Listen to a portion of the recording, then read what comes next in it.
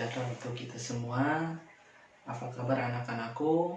Alhamdulillah pada kesempatan kali ini kita bisa berkumpul kembali walaupun dalam tatap muka secara online. Baik, pada kesempatan kali ini Pak Temi akan membahas mengenai materi pergerakan nasional.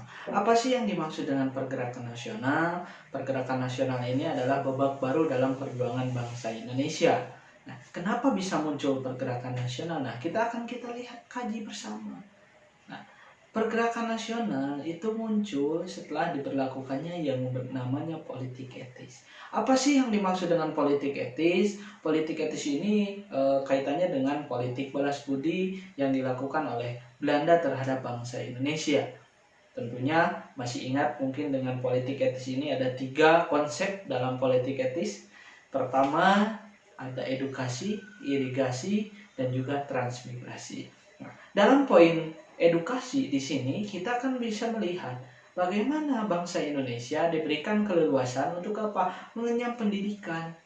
Nah, dari sinilah maka muncul yang namanya pemuda-pemuda atau orang-orang yang memiliki intelektual yang tinggi sehingga memicu munculnya pergerakan nasional, rasa cinta kepada bangsa yang lebih sehingga berjuang melawan yang namanya kolonialisme dan imperialisme.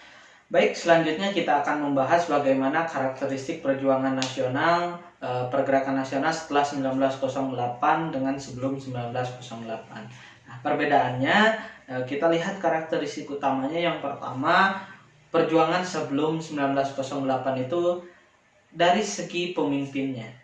Nah, dari segi pemimpinnya, perjuangan pergerakan sebelum 1908 ini masih dipimpin oleh siapa? Oleh seorang raja, kemudian bangsawan, kemudian tokoh agama, yang apa? Yang sifatnya masih ditentukan oleh keharismatikannya.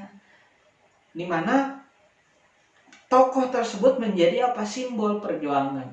Nah, apabila tokoh tersebut misal ditangkap ataupun kalah, maka perjuangan selesai.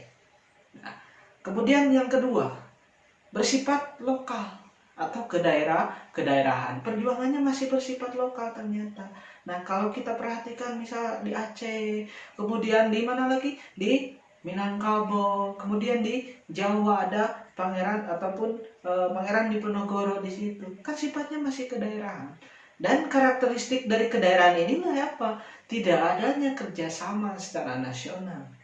Bayangkan misal jika dibandingkan dengan nanti setelah 1908. Nah, kemudian perjuangannya masih bersifat apa? Spontan. Muncul, selesai, sudah. Tidak ada visi yang ingin dicapai. Nah, berbeda dengan apa? Dengan perjuangan ataupun pergerakan nasional setelah 1908. Nah, setelah 1908 ternyata dipimpinnya apa? Oleh orang-orang kaum terpelajar tadi. Yang dimana ketika politik etis mereka bersekolah melanjutkan ke jenjang yang lebih tinggi sehingga dia muncul yang namanya golongan terpelajar yang memiliki jiwa nasionalisme yang tinggi. Nah, sehingga di situ bukan hanya terfokus kepada tokoh itu saja, tapi apa? Setelahnya ada kaderisasi. Setelah dia lulus, punya adik tingkatnya yang terus melanjutkan perjuangannya. Nah, itu sih beda selanjutnya.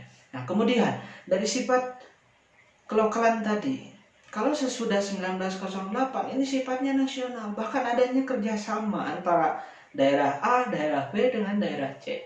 Berbeda dengan ketika misal pergerakan nasional sebelum 1908. Kalau kita lihat angka tahun misal Perang Padri dengan Perang Diponegoro, itu kan waktunya berhimpitan. Kalau sudah adanya kerjasama nasional nih 1908, tentunya ini bagus sekali. Untuk apa? Perjuangannya berbarengan. Sehingga apa? Belanda bisa kewalahan. Nah, kenapa Belanda bisa mengalahkan misal Imam Bonjol, bisa mengalahkan Diponegoro? Karena belum ada kerjasama.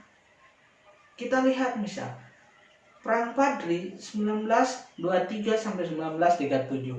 Perang Diponegoro 1825 sampai 1830. Kan waktunya di tengah-tengah Perang Padri ini.